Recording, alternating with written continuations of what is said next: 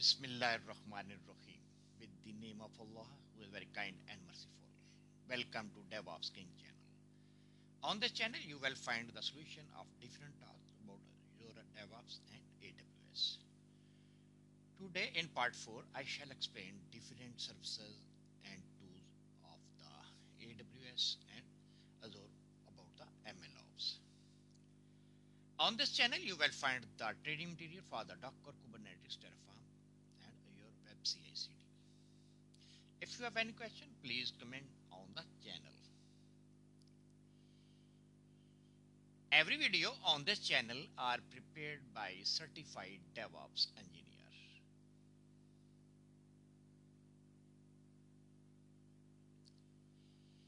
In order to search this channel on the YouTube, please use the word DevOps King. You will find the channel DevOps King. Please click the subscribe button so that you can get the latest video notification on the YouTube. Let's start for the part 4 of this series. In the last part 3, we were doing comparison of the MLOps and DevOps for the different stages. Like in the category automation tools used for DevOps and MLOps. In DevOps, we use the Jenkins, GitHub Actions, GitLab CI, CircleCI, Terraform, Ansible, and Kubernetes. These are all the different tools that we use in DevOps. But in case of an MLOps, there are more tools as compared to the DevOps, like the MLflow, Kubeflow, SageMaker. SageMaker is the tool, centralized tool in AWS. Azure ML, this is the tool offered by Azure for the ML, containing all the steps like the CICD, training model, and the deployment as well. Vertex, EI, DBC, TFX, Airflow. In MLOps, these are the different tools that we use for the automation of the MLOps. The next one is the artifact management.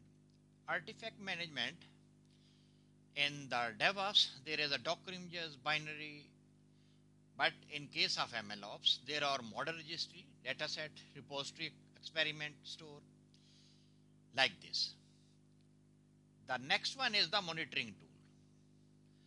The monitoring tool that we use for the monitoring in DevOps are the Prometheus, Grafana, ELK. But in case of MLOps, there are more latest and different tools like the Evidently AI, YLabs, MLflow, monitoring, Prometheus, and Grafana. These are the tools that we used in MLOps for the monitoring. Like the next one is scalability concern. In the DevOps, for the scalability, we use the infrastructure scaling for the application. Like we define the pods, we define the replica, and the other thing that we define in the deployment or YAML file so that we can configure the scalability in the DevOps. But in case of MLOps, scaling data pipeline, in DevOps there is only source code pipeline. But in case of MLOps, there is a data pipeline as well. Scaling data pipeline, training jobs, inference, workloads. These are the different scalability items in MLOps.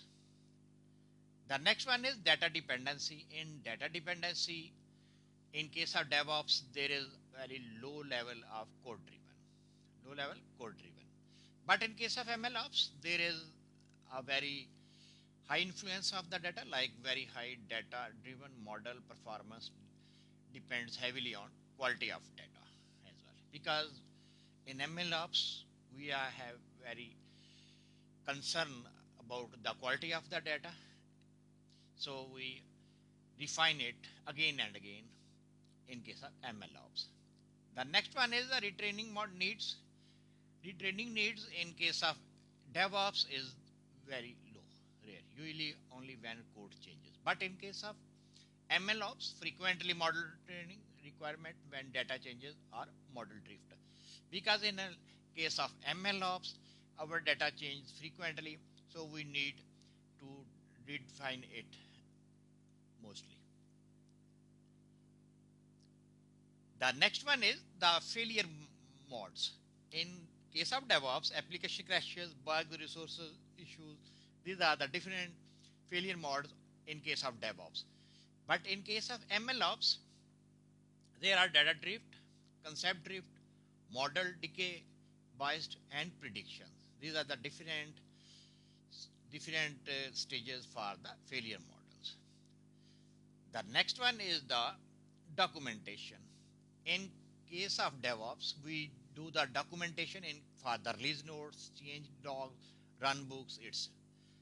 But in case of MLOps, we form the model cards, data sheets, experiment, tracking, training, metadata. These are the different documentation that we performed in case of MLOps.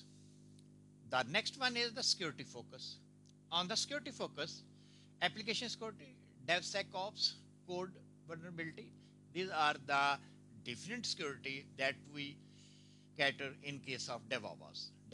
But in case of MLOps, the responsible AI, data privacy model, interoperability, and fairness are the security concern in case of MLOps. The next one is the major cloud services. Major cloud services in case of DevOps are AWS, GCP, Azure Cloud, and in case of MLOps, the major clouds are cloud services. Most of the services that we use in case of MLOps are the cloud services. The next one is the typical output. Typical output in case of DevOps is the working software application, but in case of MLOps, the typical output is trained model, machine learning model, ready for the inference.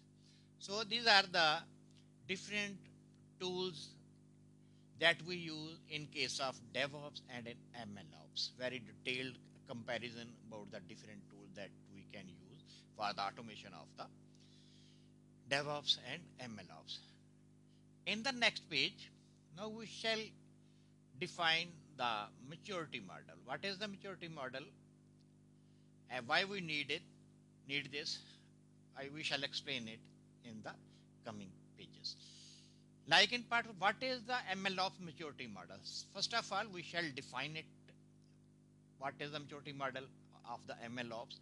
MLOps maturity model is the framework that describes how advanced, automated, and scalable an organization machine learning lifecycle. So it's about the automation and scalability of the organization. In simple word, the standard of the organization. Maturity model of the MLOps will explain the standard of the organization. It shows the progress from basic manual to ML to fully automated, scalable, governed ML operation.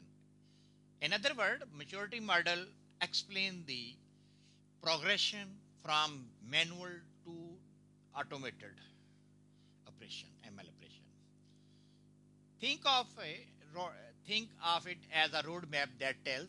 A maturity model tells us where your ML capability stand today, how mature your ML processes are, what step you should take next, how to scale from experiment, production to automation. These are the roadmap for the ML project.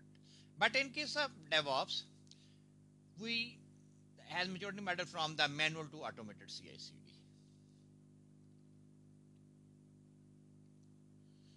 MLOps has maturity levels for. When we discuss the maturity level of MLOps, normally in case of MLOps, we consider the maturity model of the data pipelines, model training, model deployment, monitoring, automation, governance, and the team collaboration. These are the different aspects that we consider for the maturity of the MLOps.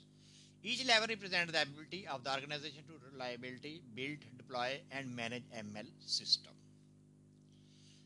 So in this part of part 4, we have discussed all these things that we should consider during the maturity level.